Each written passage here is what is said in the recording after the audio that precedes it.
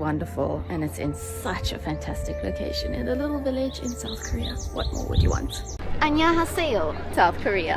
지금 미국 보수 언론계가 발칵 뒤집혔습니다. 폭스뉴스에서 15년째 앵커로 일하며 한국은 미국 방위비를 축내는 나라라고 수십 번 방송했던 앵커가 자기 입으로 내가 15년간 틀렸다고 공개 고백해버린 겁니다. 그녀가 올린 게시물이 사흘 만에 리트윗 50만을 찍었고 CNN과 BBC까지 긴급 보도에 나섰습니다. 그런데 이 앵커가 한국에 간 이유가 더 충격적입니다. 관광도 아니고 취재도 아니었습니다. 딸이 사라졌기 때문입니다. 그리고 72시간 뒤 그녀의 세계관이 완전히 무너졌습니다. 도대체 그 72시간 동안 한국에서 무슨 일이 벌어진 걸까요? 15년간 미국에서 한국을 가장 많이 말한 사람이 한국을 가장 모르는 사람이었습니다.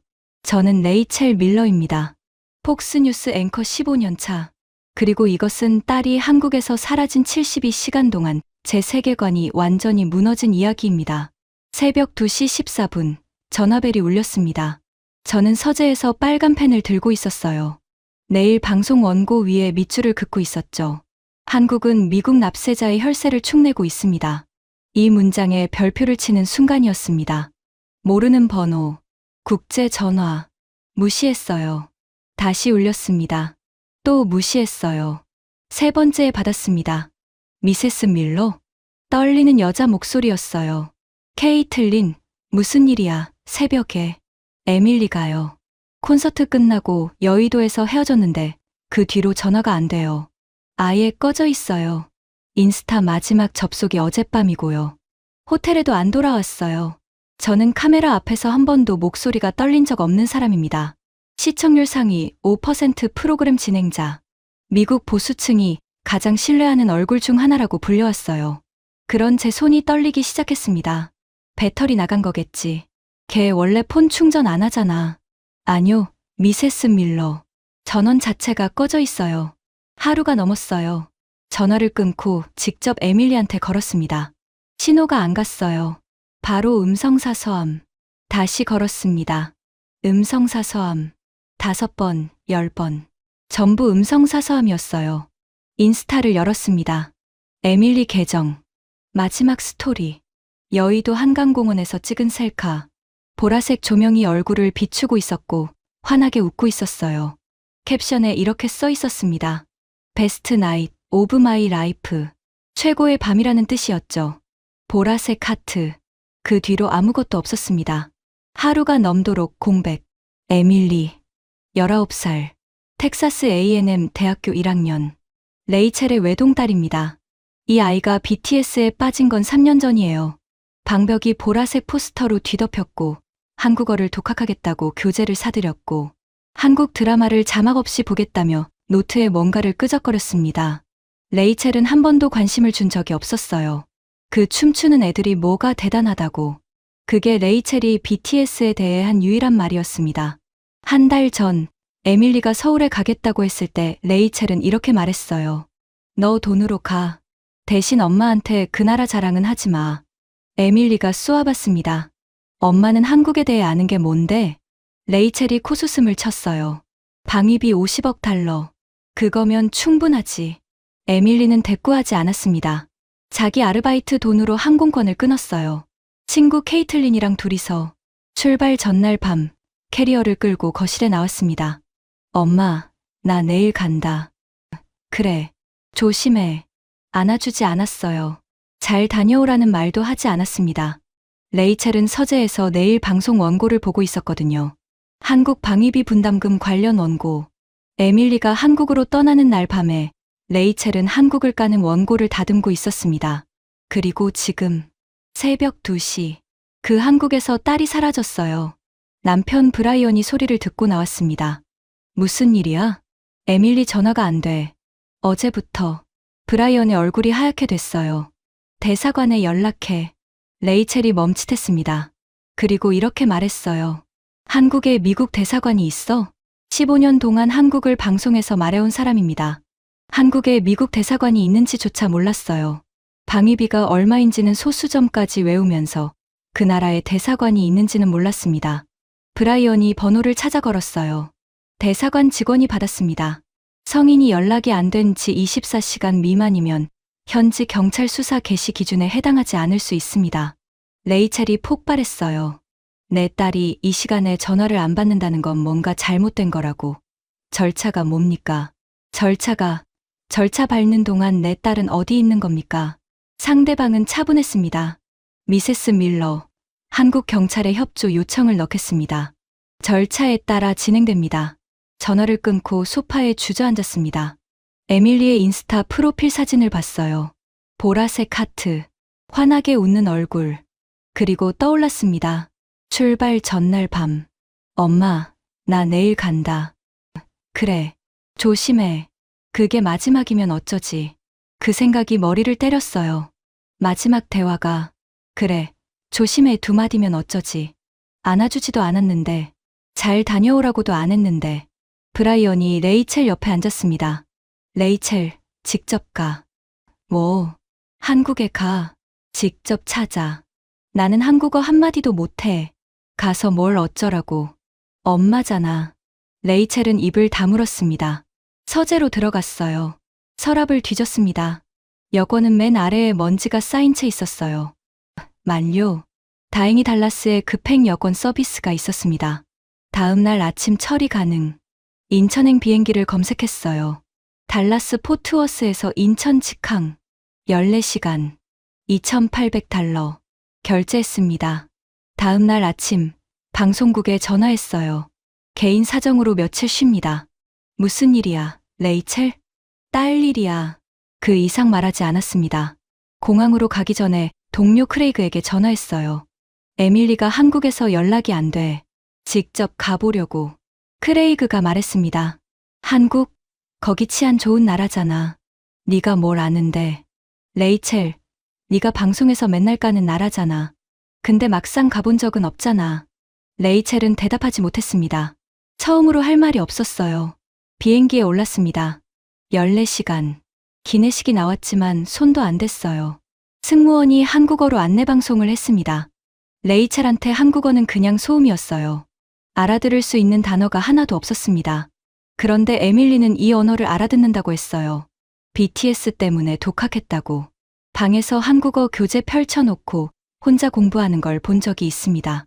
레이첼은 그때 이렇게 말했죠. 쓸데없는데 시간 낭비하지 마. 쓸데없다고 한 그 언어를. 지금 레이첼은 한마디도 못하면서 그 나라로 가고 있었습니다. 딸을 찾으러요. 서재 책상 위에 놓고 온 원고가 떠올랐어요. 빨간 펜 밑줄. 한국은 미국 납세자의 혈세를 축내고 있습니다. 그 문장을 수십 번 썼고 수백만 명 앞에서 읽었고 한 번도 의심하지 않았어요. 그런데 지금 그 나라로 가고 있었습니다. 혈세가 증발하는 나라가 아니라 딸이 사라진 나라로요. 14시간 뒤 인천공항에 내립니다. 한국어 한마디 못하는 채로, 딸이 어디 있는지도 모르는 채로. 그때는 몰랐습니다. 그 나라가 제 딸을 어떻게 지키고 있었는지를요. 인천공항에 내렸을 때 새벽 5시였습니다. 14시간을 날아왔어요.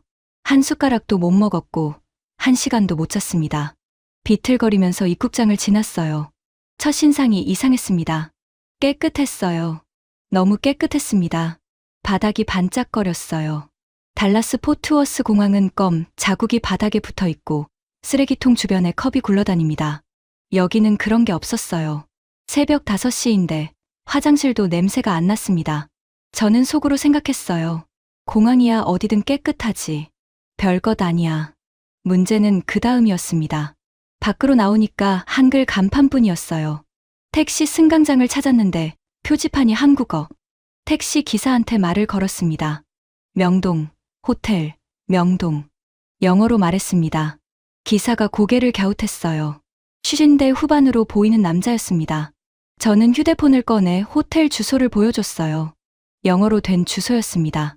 기사가 한참 들여다보더니 고개를 끄덕였어요. 내비게이션에 뭔가를 입력했습니다. 차가 출발했어요. 창밖으로 새벽 서울이 보였습니다. 고속도로가 넓었어요. 깨끗했고요. 가로등 불빛이 일정한 간격으로 줄지어 있었습니다. 도로 위에 쓰레기가 없었어요. 텍사스 고속도로에는 타이어 파편이나 비닐봉지가 굴러다니는데 여기는 그런 게 보이지 않았습니다. 20분쯤 달렸을까요? 기사가 갑자기 휴대폰을 꺼내더니 뭔가를 열심히 누르기 시작했어요. 운전 중에요. 뭐 하는 거지? 그리고 화면을 저한테 보여줬습니다. 구글 번역이었어요. 화면에 영어가 떠 있었습니다. 걱정하지 마세요. 서울은 안전합니다. 영어로 그렇게 적혀 있었어요. 저는 화면을 봤어요. 그리고 기사를 봤습니다. 기사가 웃고 있었어요. 제 표정을 보고 불안해 보였나 봅니다. 새벽 5시에 혼자 택시 탄 외국인이 눈이 빨갛고 얼굴이 엉망이었으니까요. 저는 아무 말도 못했습니다. 고개만 끄덕였어요. 40분 만에 호텔에 도착했습니다. 명동의 비즈니스 호텔이었어요.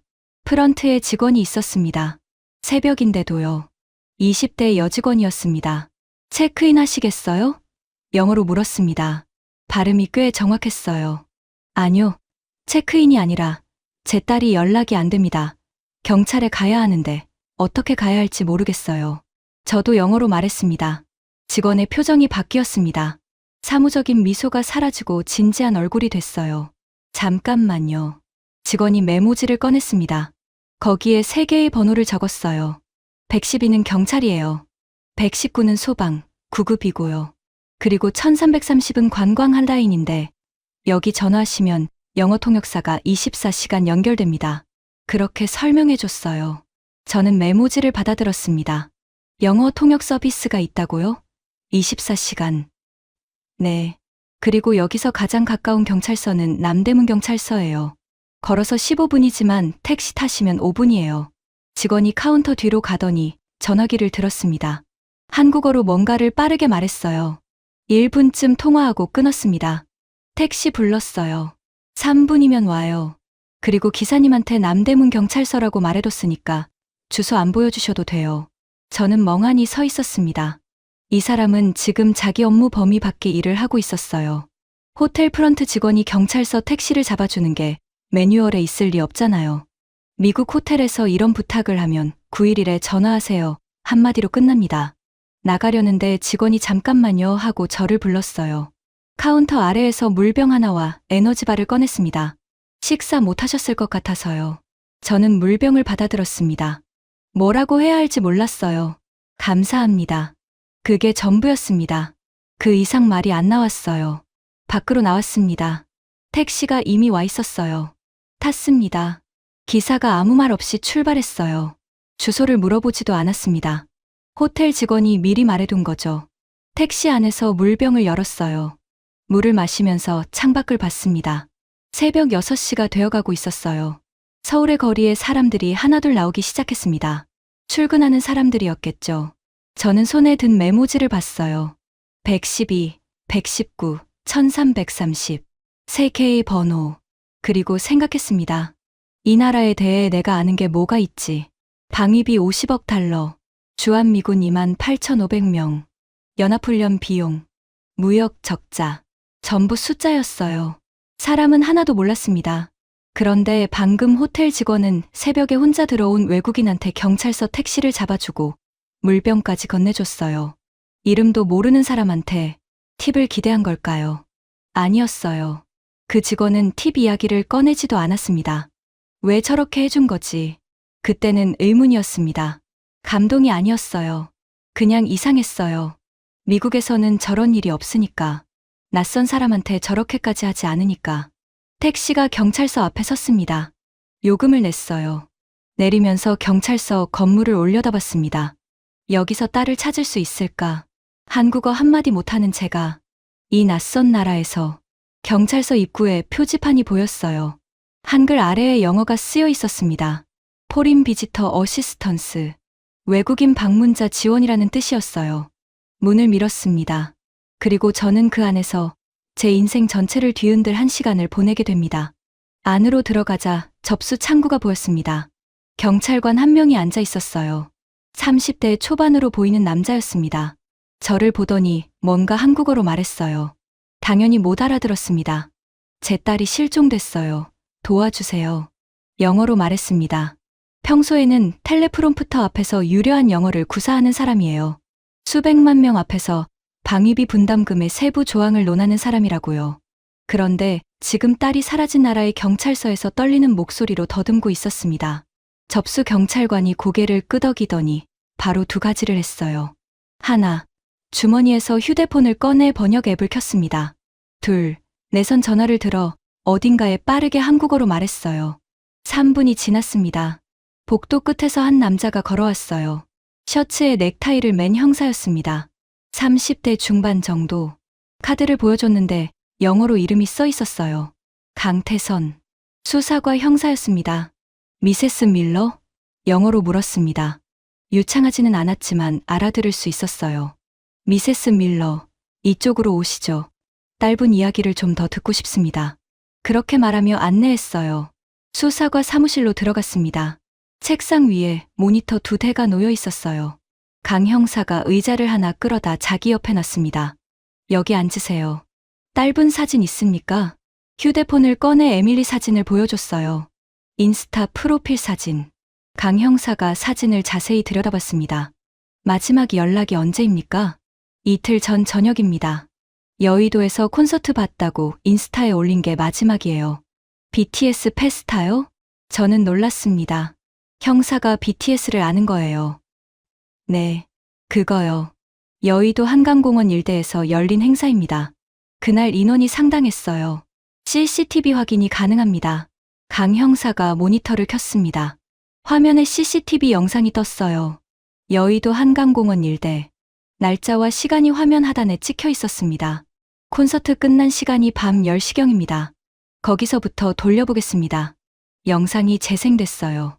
수천 명의 사람들이 공원에서 빠져나오고 있었습니다. 보라색 응원봉 불빛이 여기저기서 흔들리고 있었어요. 사람이 너무 많았습니다. 강 형사가 에밀리 사진을 모니터 옆에 세워놓았어요. 그리고 영상을 하나하나 확인하기 시작했습니다. 카메라 각도를 바꾸고 시간대를 조정하고 화면을 확대하고 10분이 지났습니다. 못 찾았어요. 20분. 강 형사가 카메라를 다른 위치로 전환했습니다. 30분. 저는 초조해서 다리를 떨기 시작했어요. 강 형사는 포기하지 않았습니다.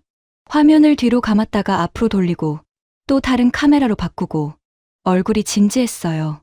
한마디도 하지 않고 모니터만 봤습니다. 40분이 됐을 때 저는 입을 열었어요. 형사님, 다른 사건도 있을 텐데 이렇게 오래 해도 되는 겁니까? 강 형사가 모니터에서 눈을 떼지 않은 채 대답했습니다. 어머니가 딸을 찾고 있잖아요. 당연히 해야죠. 저는 아무 말도 못했습니다. 당연히 해야 한다고요. 이름도 모르는 외국인의 딸을요. 새벽부터 출근해서 모니터 앞에 앉아 1시간 넘게 CCTV를 돌려보는 게 당연하다고요. 미국에서 실종 신고를 하면 어떻게 되는지 아십니까? 서류를 씁니다. 24시간을 기다리라고 합니다. 담당자가 배정되면 연락이 옵니다. 그 담당자가 CCTV를 같이 봐주는 일은 없어요. 절대로요. 절차에 따라 진행됩니다. 그 한마디가 끝입니다. 그런데 이 형사는 지금 1시간째 제 옆에 앉아 있었어요. 본인 사건도 아닌데. 화면을 돌리다가 잠시 멈추고 눈을 비비고 다시 돌리고 1시간 12분. 강 형사가 멈췄습니다. 미세스 밀러, 이거 보세요. 화면을 가리켰어요. 공원 출구 쪽 CCTV였습니다. 시간은 밤 11시 27분. 사람들 틈에서 한 여자가 걸어가고 있었어요. 갈색 머리, 청재킷, 배낭 하나. 에밀리였습니다. 이게 딸분 맞습니까? 맞아요. 에밀리예요. 심장이 쿵 내려앉았습니다. 살아 있었어요. 적어도 그 시점에서는. 혼자 걷고 있었지만 위험해 보이지는 않았습니다. 그냥 걸어가고 있었어요. 여의도역 방향으로. 여의도역으로 가고 있네요. 지하철을 탔을 가능성이 높습니다. 강 형사가 키보드를 두드렸어요. 교통카드 사용 내역을 확인해 볼 수 있습니다. 딸분이 카드를 쓰셨다면 어디서 탔고 어디서 내렸는지 나옵니다. 그게 추적이 됩니까? 됩니다. 시간 좀 걸릴 수 있는데 확인해 보겠습니다. 강 형사가 전화를 들었어요. 어딘가에 한국어로 빠르게 말했습니다. 통화가 끝나고 저를 봤어요. 부산 쪽에도 연락해 두겠습니다. 혹시 다른 도시로 이동했을 수 있으니까요. 그리고 미세스 밀러. 강 형사가 주머니에서 명함을 꺼냈습니다. 거기에 자기 개인 휴대폰 번호를 펜으로 적었어요. 언제든 전화하세요. 새벽이든 밤이든 상관없습니다. 저는 명함을 받았습니다. 손이 떨렸어요. 감사합니다. 라고 말했는데 목소리가 갈라졌습니다. 경찰서를 나왔어요. 밖은 아침이 되어 있었습니다. 서울의 아침. 사람들이 출근하고 있었어요. 바쁘게 걸어가는 사람들. 커피를 들고 걷는 사람들. 평범한 아침이었습니다. 저는 경찰서 앞 벤치에 앉았어요. 명함을 내려다봤습니다. 강태선. 수사과. 그 아래에 펜으로 쓴 번호. 어머니가 딸을 찾고 있잖아요. 당연히 해야죠. 그 말이 계속 맴돌았습니다. 방위비 50억 달러. 주한미군 28,500명. 제가 아는 한국은 숫자였어요. 그 숫자 뒤에 1시간 12분 동안 CCTV를 돌려주는 형사가 있을 거라고는 단 한 번도 생각해 본 적이 없었습니다. 그때 전화가 울렸어요. 강 형사였습니다. 미세스 밀러. 기차 예매 기록 나왔습니다. 딸분이 서울역에서 KTX를 탔습니다. KTX? 한국 고속열차입니다. 행선지가 부산역이에요. 부산.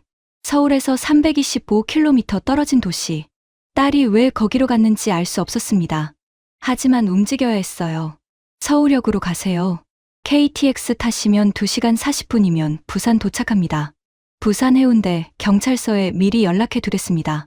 전화를 끊었어요. 저는 벤치에서 일어났습니다. 부산으로 가야 합니다. 한국어 한마디 못하는 채로 이 나라 기차를 난생 처음 타면서 택시를 잡았어요. 서울역이요. 라고 영어로 말했습니다. 기사가 고개를 끄덕이고 출발했어요. 창밖으로 서울이 지나갔습니다. 건물들이 높았어요. 도로가 깨끗했고 신호를 잘 지키고 있었습니다. 택시비 미터기가 돌아가고 있었어요. 미국 우버보다 쌌습니다. 서울역이 보이기 시작했습니다.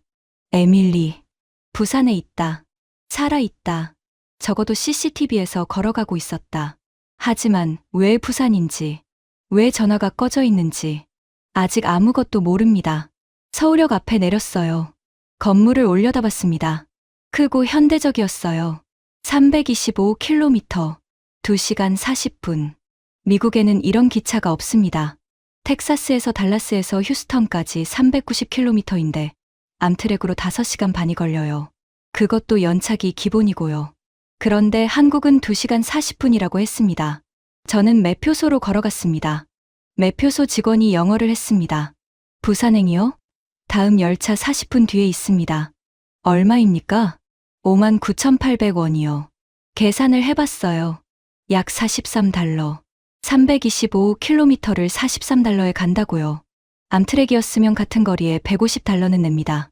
그것도 5시간 반 걸리면서요. 표를 샀습니다. 승강장으로 내려갔어요. 기차가 서 있었습니다. 하얀색이었어요. 앞부분이 날카롭게 뾰족했습니다. 유선형. 깨끗했어요. 먼지 한 점 없었습니다.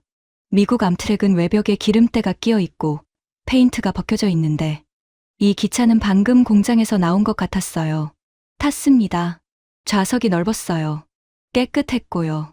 앞좌석과의 간격이 암트랙보다 넓었습니다. 창문이 컸어요. 좌석마다 콘센트가 있었고 와이파이 안내 스티커가 붙어 있었습니다. 저는 창가에 앉았어요. 주위를 둘러봤습니다. 승객들이 조용했어요. 전화 통화하는 사람이 없었습니다. 미국 기차 안에서는 옆자리에서 스피커폰으로 통화하는 사람이 꼭 있거든요. 여기는 아무도 큰 소리를 내지 않았어요. 출발 시간이 됐습니다. 기차가 움직이기 시작했어요. 서울역을 빠져나갔습니다. 처음엔 천천히, 그러다가 속도가 붙었어요. 건물들이 빠르게 지나가기 시작했습니다. 휴대폰을 꺼냈어요. 속도 앱이 있었거든요. 화면을 봤습니다. 시속 150km. 건물들이 사라지고 논과 산이 나타났습니다. 속도가 계속 올라갔어요.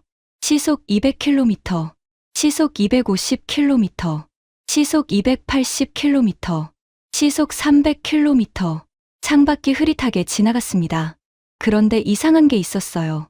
흔들림이 거의 없었습니다. 커피를 올려놓으면 안 쏟아질 정도였어요.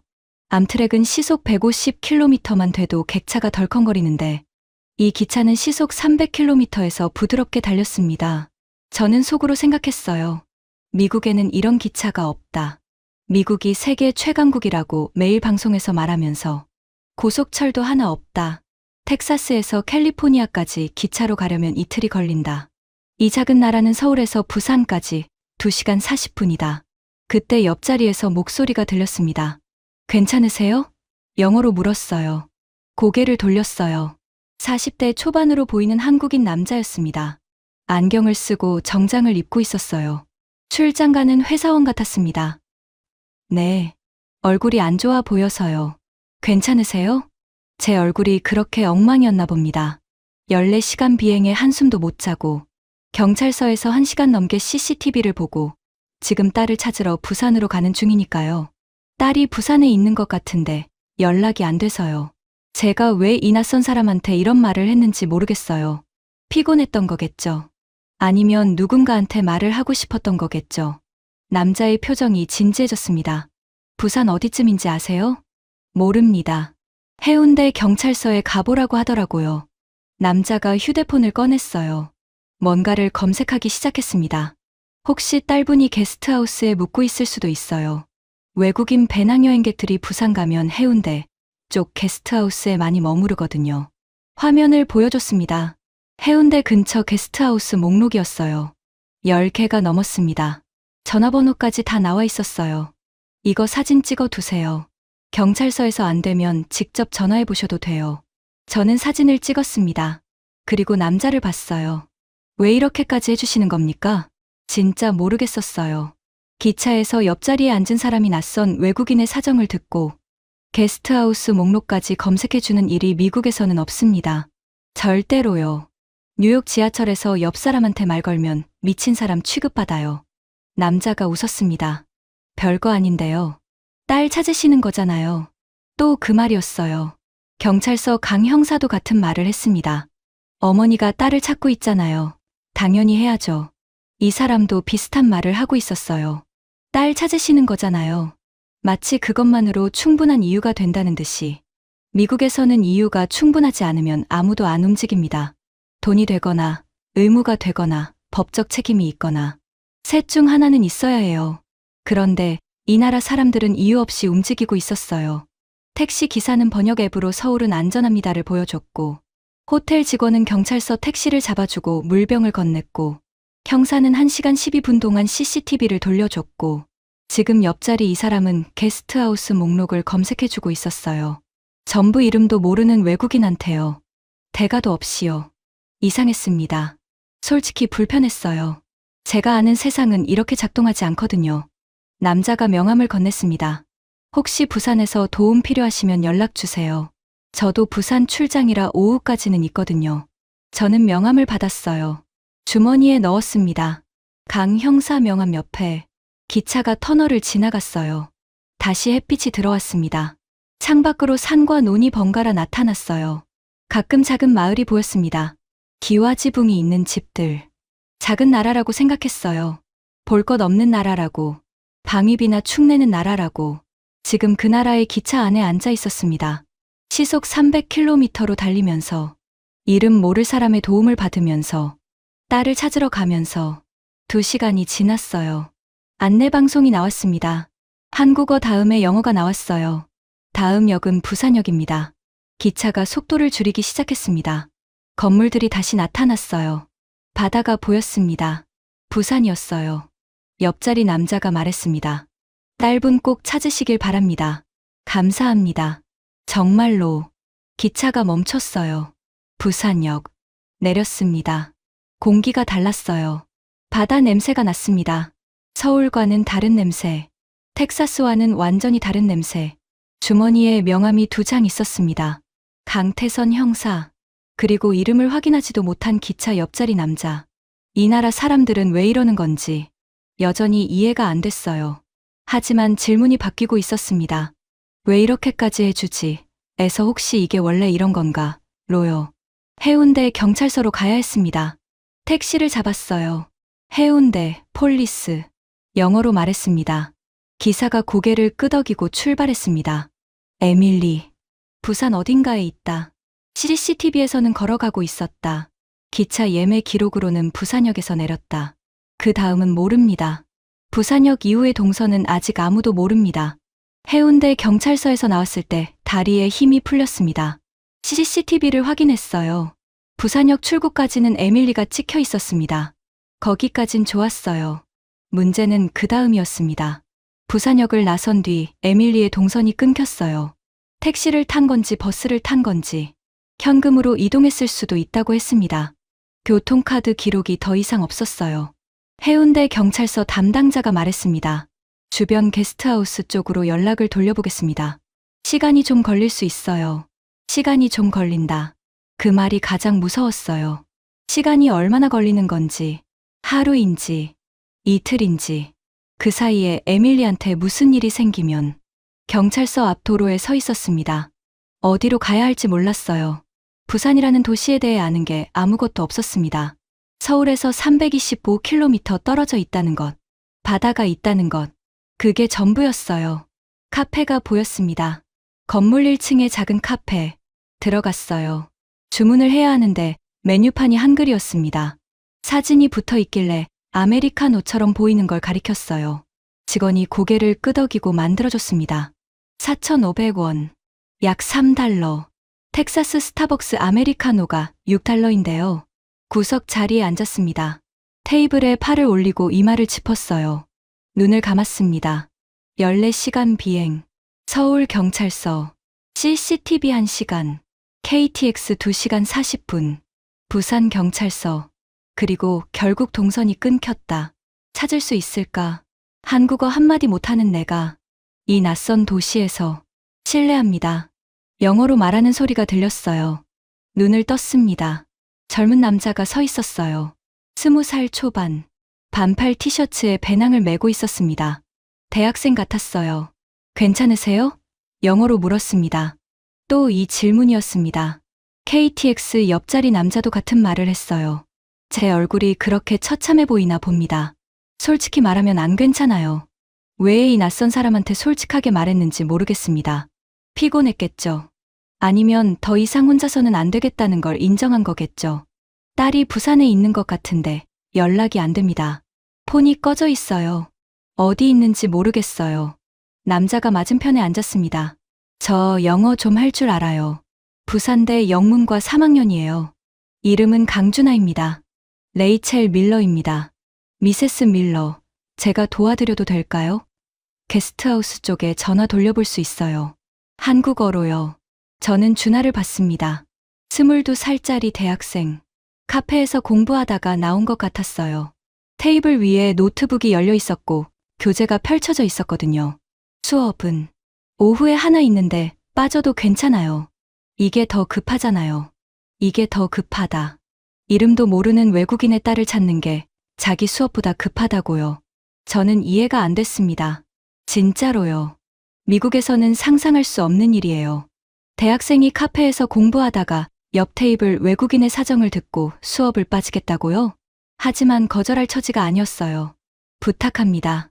준하가 휴대폰을 꺼냈습니다. KTX에서 찍어둔 게스트하우스 목록 사진을 보여줬어요.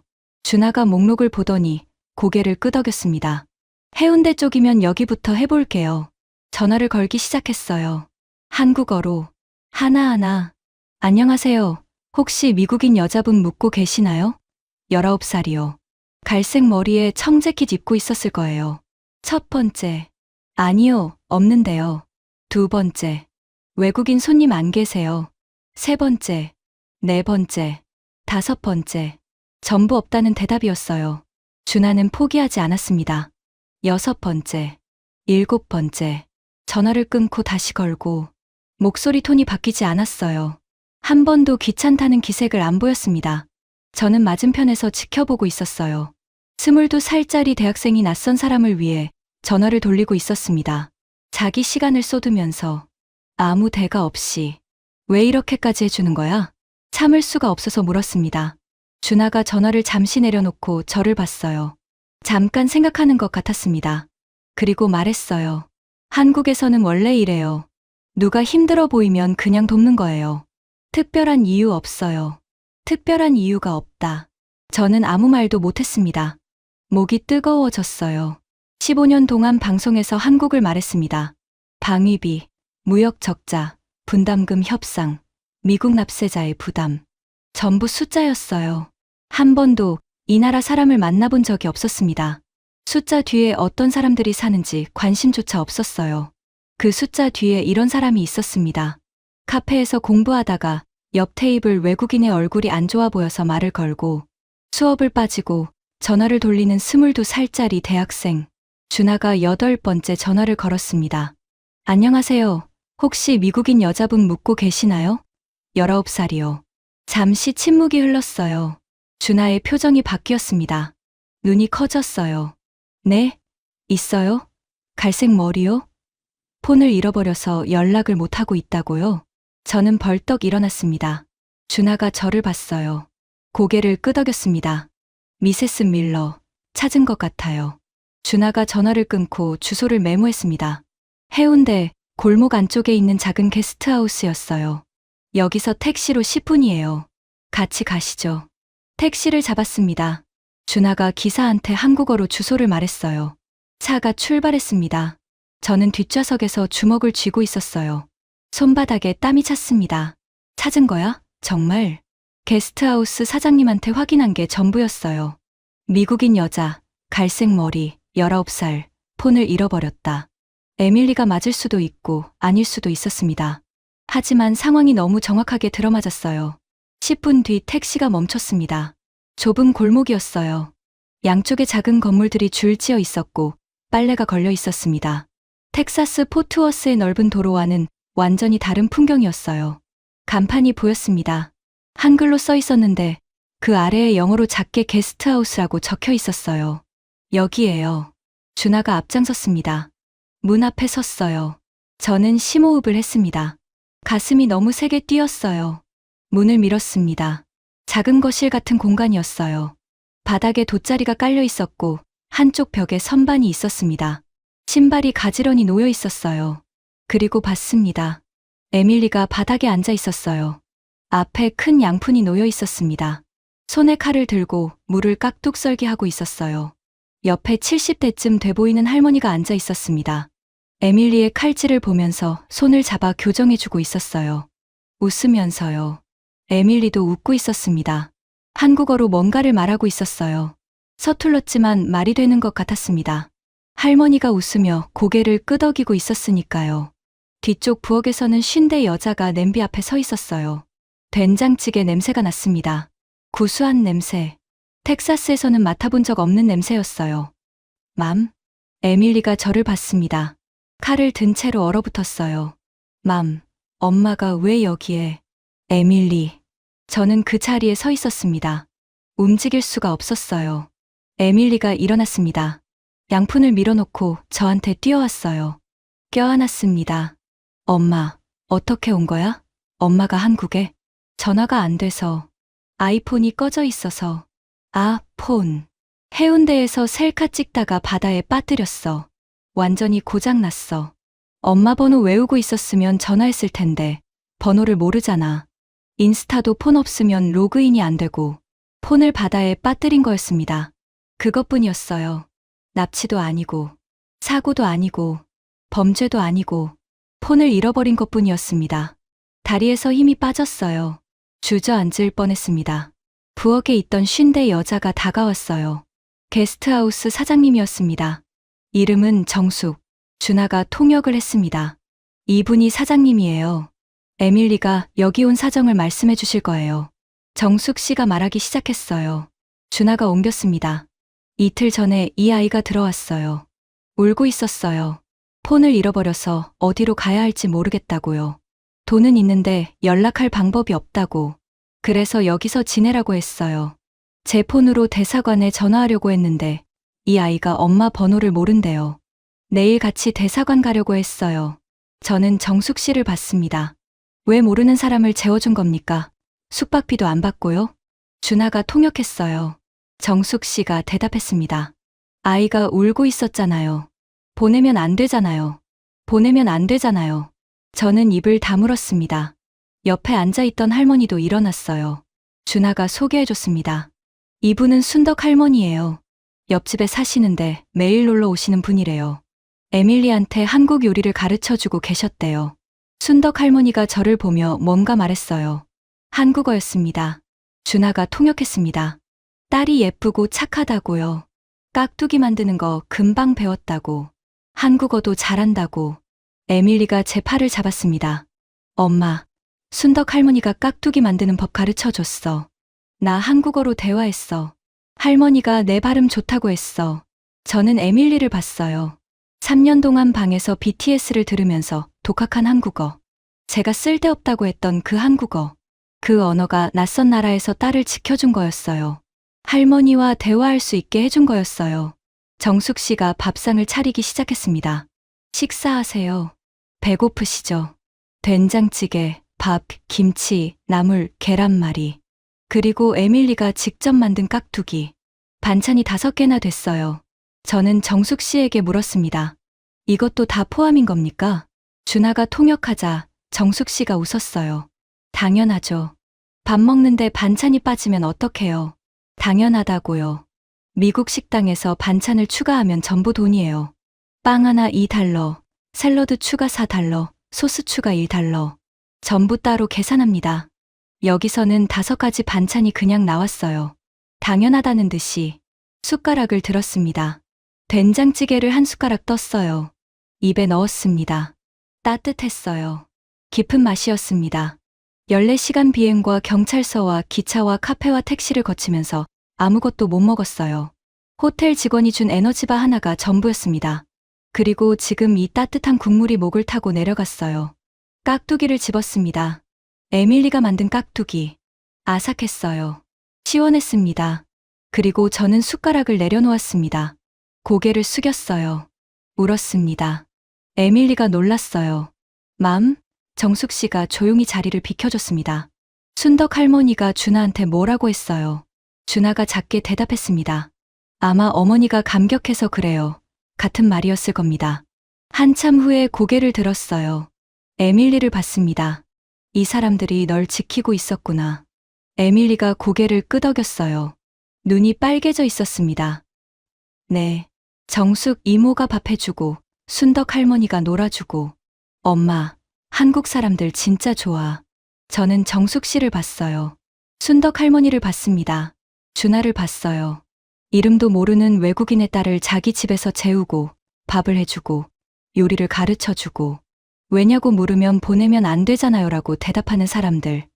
이게 제가 방송에서 방위비나 축내는 나라라고 말하던 그 나라 사람들이었습니다. 그날 밤, 정숙 씨 게스트하우스에서 잤습니다. 정숙 씨가 빈 방을 내줬어요. 돈을 내겠다고 했더니 손을 저었습니다. 딸 찾으러 여기까지 오셨는데 숙박비가 무슨. 준하가 통역해줬어요. 저는 더 이상 말하지 않았습니다.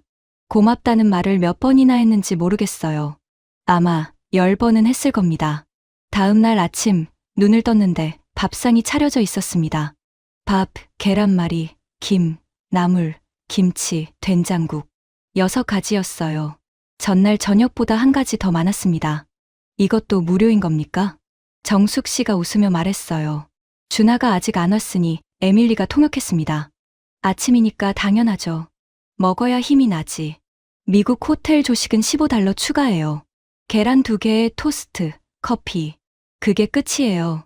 여기서는 반찬이 6가지나 나오고 돈을 안 받겠다고 했습니다. 밥을 먹고 에밀리와 밖에 나갔어요. 해운대 해변이 걸어서 10분 거리였습니다. 바다가 보였어요. 넓었습니다. 백사장이 깨끗했어요. 쓰레기가 하나도 없었습니다. 텍사스 갤버스턴 해변은 비닐봉지랑 맥주캔이 모래에 박혀 있거든요. 여기는 그런 게 없었어요. 에밀리가 말했습니다. 엄마, 여기서 폰 빠뜨렸어. 저기 방파제에서 셀카 찍다가. 그래서 바다에.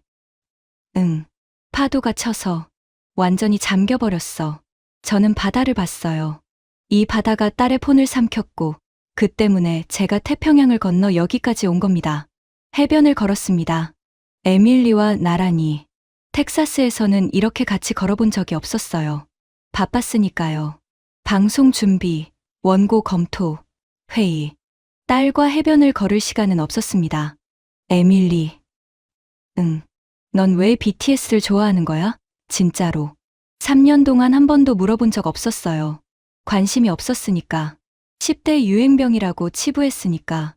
에밀리가 잠시 걸음을 멈췄습니다. 엄마, BTS 노래 가사 알아? 봄날이라는 노래가 있는데 보고 싶다는 내용이야. 헤어진 친구를 그리워하는 노래. 그리워해서 더 보고 싶다는. 그게 뭐가 좋은데? 대학교 1학년 때 고등학교 친구들이랑 다 헤어졌잖아. 외로웠어. 그때 이 노래가 나를 살렸어. 혼자가 아니라는 느낌을 줬어. 저는 에밀리를 봤습니다. 대학 1학년. 외로웠다고요. 저는 몰랐어요. 물어본 적도 없었으니까. 그리고 엄마. 응. BTS 때문에 한국어를 배운 건 맞아. 근데 한국어를 배우면서 이 나라가 궁금해진 거야. 어떤 나라에서 이런 음악이 나오는지, 어떤 사람들이 사는지. 그래서 온 거야. 저는 아무 말도 못했어요. 엄마는 한국을 돈으로만 봤잖아. 방위비, 무역 적자. 근데 이 나라엔 사람이 있어. 나를 도와준 정숙 이모도, 순덕 할머니도, 엄마를 도와준 그 경찰 형사님도. 맞는 말이었습니다. 반박할 수가 없었어요. 저녁 때 시장에 갔습니다. 에밀리가 가보고 싶다고 했거든요. 좁은 골목에 가게들이 줄지어 있었어요. 생선 냄새, 튀김 냄새, 떡 냄새. 미국 마트와는 완전히 다른 세계였습니다. 회를 먹었어요. 에밀리가 주문했습니다. 한국어로요. 주인 아주머니가 웃으면서 회를 썰어줬어요. 접시가 컸습니다. 회가 많았어요. 한 점 먹어봤습니다. 신선했어요. 텍사스 스테이크만 먹던 입에 이 생선이 이렇게 부드러울 줄 몰랐습니다. 반찬이 또 나왔어요. 김치, 무생채, 콩나물, 미역줄기. 무료였습니다. 이것도 공짜야? 에밀리가 웃었어요. 엄마, 한국은 반찬이 원래 공짜야. 리필도 돼. 계산했습니다. 4만 원. 약 28달러. 둘이 배 터지게 먹고 28달러. 텍사스에서 스테이크 하나가 45달러인데. 밤에 해운대 해변을 다시 걸었어요. 밤 10시였습니다.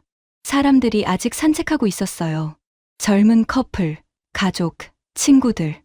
밤인데 무섭지 않았습니다. 텍사스에서 밤 10시에 해변을 걸으면 목숨을 걸어야 해요. 갤버스턴 해변은 해가 지면 총기 사건 뉴스가 나오는 곳입니다. 여기는 10시에 아이들이 뛰어다니고 있었어요. 안전하네. 제가 말했습니다. 응. 한국은 원래 안전해. 에밀리가 대답했어요. 광안대교가 보였습니다. 불빛이 바다에 비치고 있었어요. 파란색, 보라색, 분홍색. 아름다웠습니다. 아름다운 나라네. 제가 처음으로 한 말이었어요. 한국이라는 나라에 대해 긍정적인 말을 한 건 생전 처음이었습니다. 15년 동안 방송에서 이 나라를 수백 번 언급했지만 한 번도 아름답다고 말한 적은 없었어요. 호텔로 돌아오는 길에 편의점이 보였습니다. 불이 환하게 켜져 있었어요. 밤 11시인데 들어갔습니다. 문이 열리면서 딩동 소리가 났어요. 어서 오세요. 직원이 웃으며 인사했습니다. 밤 11시예요. 안을 둘러봤어요. 깨끗했습니다. 상품이 가지런히 진열돼 있었어요. 삼각김밥이라는 걸 에밀리가 집었습니다. 맥주도 샀어요. 밖에 나와서 벤치에 앉아 먹었습니다.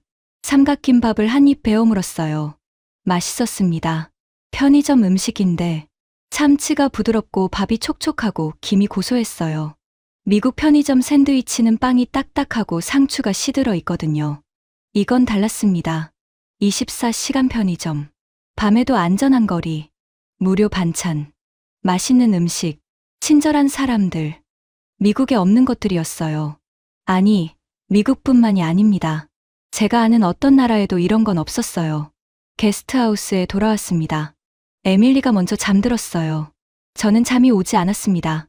휴대폰을 꺼냈어요. 메모장을 열었습니다. 타이핑을 시작했어요. 72시간 동안 겪은 일을 정리했습니다. 택시 기사의 번역 앱, 호텔 직원의 물병, 강 형사의 1시간 12분, KTX 옆자리 남자의 게스트하우스 목록, 준하의 하루, 정숙 씨의 빈 방, 순덕 할머니의 깍두기, 무료 반찬, 24시간 편의점, 밤에도 안전한 해변. 전부 이름도 모르는 사람들이 해준 일이었어요. 대가 없이요. 나는 15년 동안 이 나라를 숫자로만 봤습니다. 그 생각이 머리를 때렸어요. 방위비 50억 달러, 주한미군 28,500명, 무역 적자. 그게 제가 아는 한국의 전부였어요. 그 숫자 뒤에 사람이 있다는 걸 한 번도 생각해 본 적이 없었습니다. 내가 틀렸다. 처음으로 그 생각을 했어요. 15년간 방송에서 한 말이 틀렸을 수도 있다는 생각을요. 메모장을 닫았습니다. 눈을 감았어요. 내일 서울로 올라가서 인천공항에서 비행기를 탑니다. 텍사스로 돌아갑니다. 하지만 돌아가서 뭘 할 건지, 예전처럼 방송 원고를 읽을 건지, 한국은 미국 납세자의 혈세를 축내고 있습니다. 그 문장을 또 읽을 수 있을 건지, 잠이 오지 않았습니다. 다음 날 아침, 정숙 씨가 또 밥상을 차려놨습니다. 이번에는 반찬이 7가지였어요. 어제보다 또 늘었습니다. 오늘 가시니까 든든하게 드세요. 에밀리가 통역해줬어요. 정숙 씨는 부엌에서 계속 뭔가를 싸고 있었습니다. 비닐봉지에 김밥을 넣고 있었어요. 기차에서 드시라고요. 저는 김밥 봉지를 받았습니다. 뭐라고 해야 할지 몰랐어요. 며칠 동안 모르는 외국인 모녀를 재워주고 밥을 해주고 마지막 날에는 도시락까지 싸주는 사람. 숙박비를 안 받겠다고 한 사람. 미국에서 이런 일은 없습니다. 호텔에서 체크아웃할 때 미니바 요금까지 청구하는 게 미국이에요. 순덕 할머니가 찾아왔습니다. 에밀리를 보더니 뭔가 한국어로 말했어요. 에밀리가 웃으면서 대답했습니다. 둘이 한참 이야기했어요. 저는 한마디도 못 알아들었지만 두 사람이 웃고 있었습니다. 에밀리가 돌아봤어요. 할머니가 다음에 오면 김장 같이 하자고 했어. 김장이 뭔데? 겨울에 김치 많이 담그는 거야. 온 동네가 같이 한대. 온 동네가 같이 김치를 담근다고요. 텍사스에서는 옆집 사람 이름도 모릅니다. 순덕 할머니가 제 손을 잡았어요. 두 손으로요. 주름진 손이었습니다. 뭔가 말했어요. 에밀리가 통역했습니다. 딸을 잘 키웠다고요. 예쁘고 착하고 한국어도 잘한다고. 저는 할머니를 봤습니다. 눈이 뜨거워졌어요. 제가 딸을 잘 키웠다고요. 딸이 좋아하는 음악을 한 번도 같이 들어주지 않은 엄마가요. 한국어 공부를 쓸데없다고 한 엄마가요. 한국에 간다는 딸한테 그 나라 자랑은 하지 말라고 한 엄마가요. 딸을 잘 키운 건 제가 아니었어요. 에밀리가 스스로 잘한 겁니다. 정숙 씨와 순덕 할머니에게 인사하고 나왔어요. 택시를 타고 부산역으로 갔습니다. KTX를 탔어요. 또 시속 300km, 2시간 40분. 서울역에 도착해서 강 형사한테 전화했습니다. 찾았습니다. 무사합니다. 다행이에요, 미세스 밀러. 정말 다행입니다. 강 형사 목소리가 밝아졌어요. 이 사람은 저를 딱 한 번 만났을 뿐이에요. 그런데 진심으로 기뻐하는 게 느껴졌습니다. 형사님, 정말 감사합니다. 그 1시간 12분. 평생 잊지 않겠습니다. 별 말씀을요. 어머니니까요. 또 그 말이었어요. 어머니니까. 당연히 해야 하니까. 한국에서는 원래 이러니까. 인천공항에 도착했습니다. 출국 수속을 밟았어요. 에밀리가 면세점을 가겠다고 했습니다. 엄마, 잠깐만. 에밀리가 뭔가를 사왔어요. BTS 앨범이었습니다. 2장. 하나는 내 거고, 하나는 엄마 거야. 내 거? 응. 봄날 들어봐. 엄마도 좋아할 거야. 저는 앨범을 받았습니다. 보라색 표지였어요. 3년 동안 에밀리 방벽에 붙어 있던 그 색깔. 고맙다. 에밀리가 웃었어요. 엄마가 BTS 앨범을 받다니. 탑승 게이트에 앉았습니다. 비행기 출발까지 1시간. 에밀리는 옆에서 졸고 있었어요. 저는 휴대폰을 꺼냈습니다. X앱을 열었어요. 어젯밤 메모장에 적어둔 글을 다시 읽었습니다. 고쳐야 할 부분이 있었어요. 수정했습니다. 다시 읽었습니다. 또 수정했습니다. 최종본이 완성됐어요. 나는 15년간 폭스뉴스에서 한국을 방위비나 갉아먹는 나라라고 방송했다. 내 딸이 서울에서 사라졌을 때 나는 한국어 한마디 못하는 채로 그 나라에 갔다. 경찰관이 1시간 동안 CCTV를 같이 봐줬다. 대학생이 하루를 통째로 바쳐 통역해줬다. 게스트하우스 사장님이 모르는 외국인의 딸을 자기 집에서 재워줬다. 70대 할머니가 내 딸에게 깍두기 만드는 법을 가르쳐줬다. 왜 이렇게까지 해주냐고 물었더니 대학생이 말했다. 한국에서는 원래 이래요. 나는 15년간 한국을 숫자로만 봤다. 방위비, 무역 적자, GDP. 그 숫자 뒤에 이런 사람들이 살고 있었다. 내가 틀렸다. 그렇게 썼습니다. 게시 버튼 위에 손가락을 올렸습니다. 멈췄어요. 이 글을 올리면 어떻게 될지 알고 있었습니다. 폭스뉴스 시청자들이 뭐라고 할지, 프로듀서가 뭐라고 할지, 15년간 쌓아온 보수 앵커로서의 이미지가 어떻게 될지. 에밀리를 봤어요. 옆에서 잠들어 있었습니다. BTS 앨범을 품에 안고 있었어요. 이 아이가 사라졌을 때 이 나라 사람들이 지켜줬습니다. 이름도 모르는 사람들이 아무 대가 없이. 그걸 말하지 못하면 저는 겁쟁이에요. 게시를 눌렀습니다. 비행기에 올랐어요. 14시간 뒤 달라스에 도착합니다. 이륙했습니다. 창밖으로 인천공항이 작아졌어요. 한국이 작아졌습니다. 며칠 전 이 공항에 내렸을 때 저는 이 나라에 대해 아는 게 방위비 숫자밖에 없었어요. 지금은 달랐습니다. 강태선 형사를 알고, 준하를 알고, 정숙 씨를 알고, 순덕 할머니를 알았습니다. 시속 300km 기차를 알고, 무료 반찬을 알고, 새벽에도 열려있는 편의점을 알고, 밤에도 안전한 해변을 알았습니다. 숫자가 아닌 사람을 알게 된 겁니다. 에밀리가 잠에서 깼어요. 엄마, 또 올 거지? 저는 창밖을 보면서 대답했습니다. 올 거야. 처음으로 확신을 담아 말했어요. 달라스 공항에 내려서 폰을 켰습니다. 알림이 폭주했어요. 화면이 멈추지 않았습니다. X앱을 열었어요. 리트윗 8만, 좋아요 20만, 14시간 만에 댓글이 쏟아지고 있었습니다. 나도 한국에 주둔했었는데 이 사람 말이 맞아. 한국 사람들 정말 친절했어. 폭스뉴스 앵커가 이런 글을 올리다니 진짜 변하긴 변한 거네. 레이첼이 미쳤나? 한국 선전부에 세뇌당한 거 아니야? 감동이에요. 한국 사람으로서 자랑스럽습니다. 사흘 뒤 리트윗이 50만을 찍었습니다. CNN이 보도했어요. BBC도 다뤘습니다. 한국 언론에서도 기사가 나갔어요.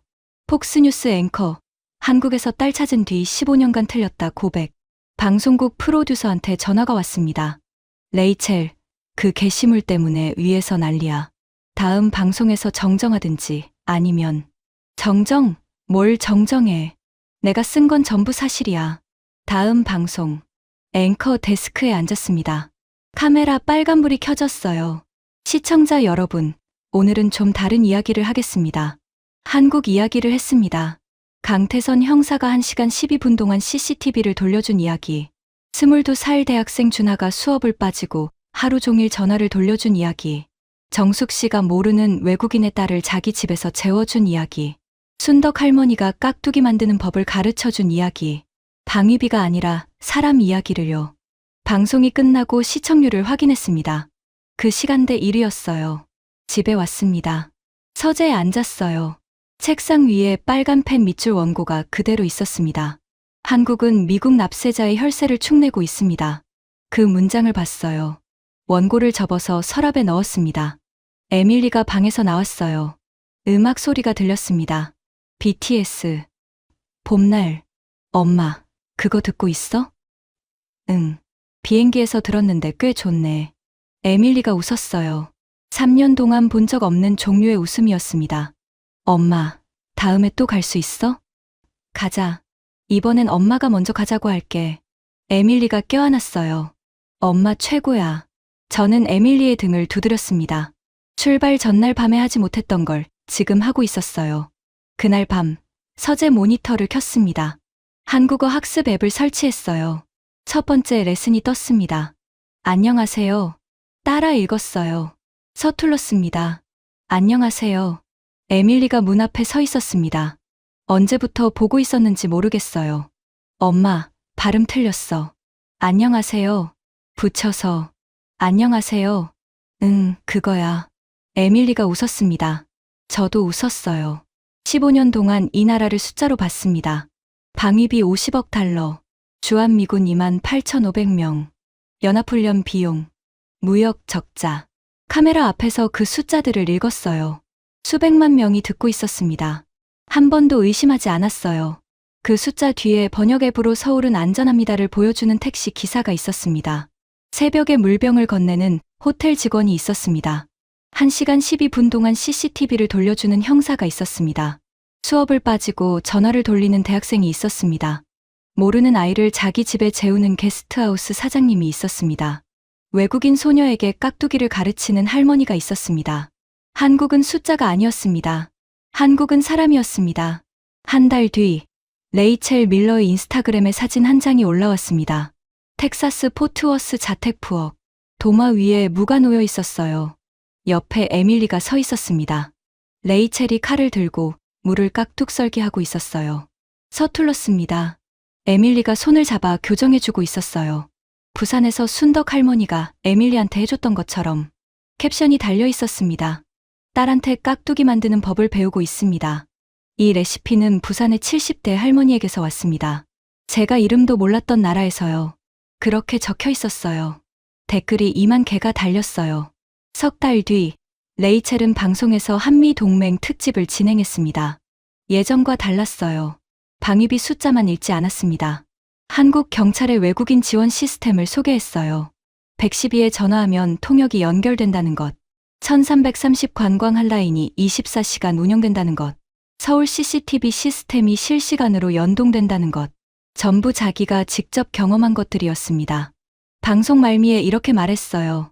동맹의 가치는 스프레드시트 위의 숫자로 측정할 수 없습니다. 저는 그걸 한국에서 배웠습니다. 몇 달이 지나고 레이첼의 한국어 실력은 자기소개 정도가 됐습니다. 안녕하세요. 저는 레이첼 밀러입니다. 한국을 좋아합니다. 발음은 여전히 서툴렀어요. 에밀리가 매주 교정해줬습니다. 준하한테는 매달 이메일을 보냈어요. 영어와 서투른 한국어를 섞어서 준하는 한 번도 빠지지 않고 답장했습니다. 가장 최근 이메일에 이렇게 써 있었어요. 미세스 밀러, 다음에 오시면 제가 부산 맛집 안내할게요. 이번엔 돼지국밥 드셔보세요. 정숙 씨한테도 연락했습니다. 에밀리가 통역을 해줬어요. 정숙 씨는 이렇게 말했습니다. 방은 비워둘게요. 언제든 오세요. 강태선 형사한테 감사 편지를 보냈습니다. 영어로요. 한 달 뒤에 답장이 왔어요. 서투른 영어였지만 읽을 수 있었습니다. 미세스 밀러, 딸분과 행복하게 지내셔서 기쁩니다. 한국은 언제나 환영합니다. 그렇게 적혀 있었어요. 레이첼의 서재 책상이 바뀌었습니다. 예전에는 빨간 펜 밑줄 원고가 놓여 있던 자리, 지금은 BTS 앨범이 놓여 있었어요. 그 옆에 한국어 교재, 그 옆에 정숙 씨가 보내준 고추장 한 병. 올여름, 레이첼과 에밀리는 다시 한국에 가기로 했습니다. 이번에는 레이첼이 먼저 항공권을 끊었어요. 서울, 부산, 제주도, 2주 일정. 이번에는 레이첼이 더 기대하고 있습니다. 텍사스 서재에서 한국어 앱이 열려 있었습니다. 오늘의 문장이 화면에 떠 있었어요. 감사합니다. 레이첼이 따라 읽었습니다. 감사합니다. 이번에는 에밀리의 교정이 필요 없었습니다.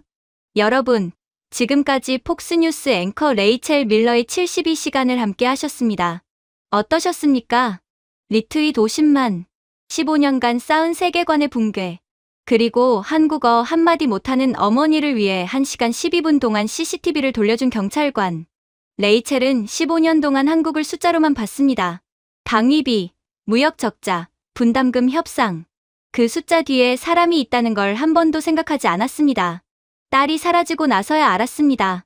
번역 앱을 켜주는 택시 기사가 있었고, 새벽에 물병을 건네는 호텔 직원이 있었고, 수업을 빠지고 전화를 돌리는 대학생이 있었고, 모르는 아이를 자기 집에 재우는 사장님이 있었고, 깍두기를 가르쳐주는 할머니가 있었습니다. 왜 이렇게까지 해주냐고 물었더니 돌아온 대답은 한마디였습니다. 한국에서는 원래 이래요. 이 이야기가 더 많은 사람에게 닿아야 한다고 생각하신다면 지금 영상을 공유해 주십시오. 여러분의 공유 하나가 대한민국이 어떤 나라인지 세상에 알리는 일이 됩니다. 가슴이 뜨거워지셨다면 댓글에 원래 2글자만 남겨주십시오. 숫자가 아니라 사람이었습니다. 처음부터 한국은